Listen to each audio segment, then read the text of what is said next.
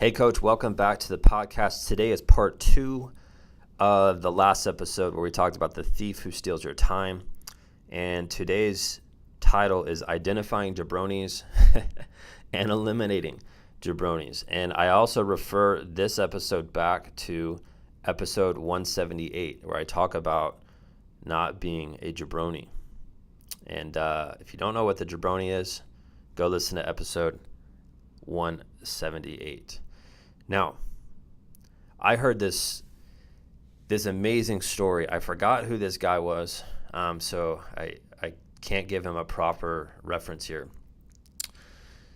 But he told this story about, I believe it was in reference to like Walt Disney, where Walt Disney, when he wanted to create like the Disney brand and Disney World and all this stuff, when he was wanting to create this, there was a lot of people who were like, dude, that's the dumbest thing I've ever heard of. Like, they did not see his vision.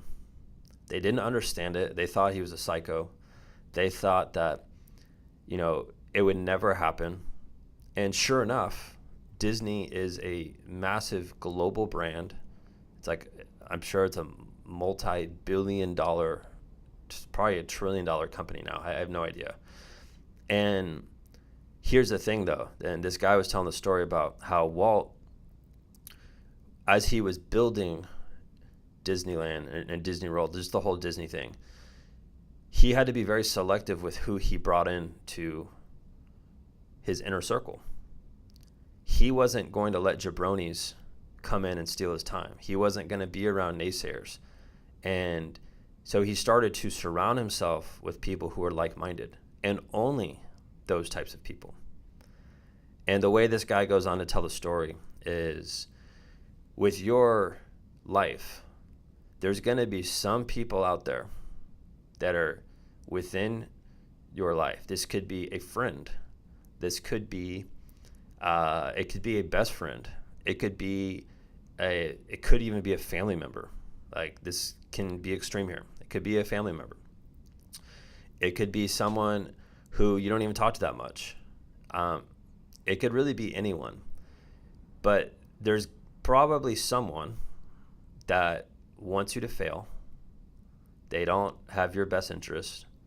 And anytime you talk to them about your mission, about your business, you always get this like negative feedback.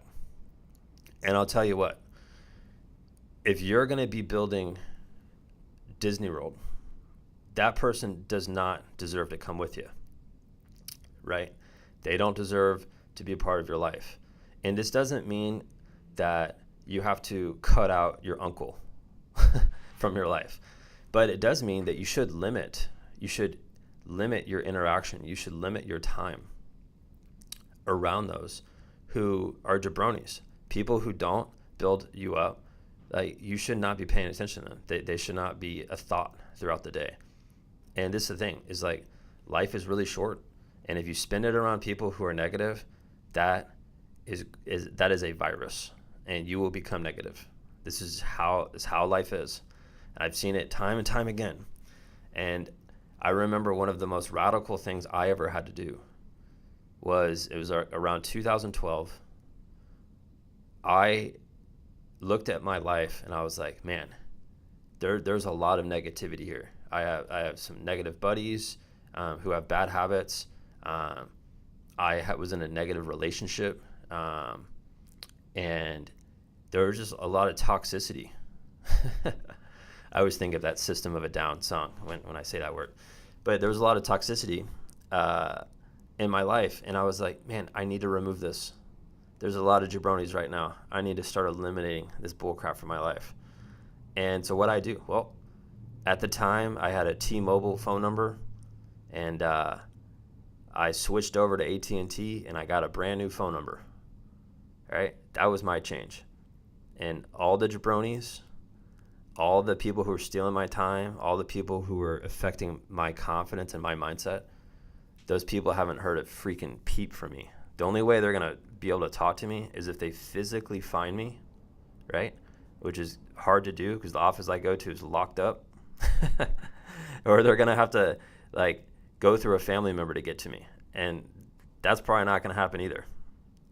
And I take this so serious because when you want to build something great, like you look at Walt Disney, like he wasn't going to F around with jabronis. He's only going to be around people who are like-minded. And that applies directly to you, right? It's a personal decision I had to make with my life. And I've made it very clear to anyone that crosses paths with me. It's like, if we're not going to be building each other up, I have zero use of being, having any sort of relationship with them. Like, that's just flat out. And that's it. So I hope this episode helps you. Again, this pairs with what we talked about yesterday. And what I want you to do, though, is you should write down the names of the people who are not building you up right now. And you should look to start to dissolve those types of relationships and create new relationships that are better. And start surrounding yourself with people who want the best for you.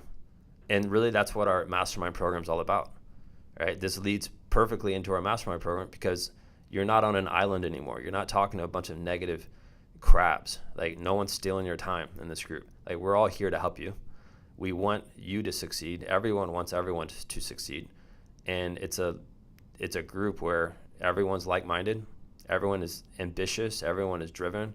Everyone wants to help kids. And we stick to the core that we talk about here, which is impact, income, and freedom.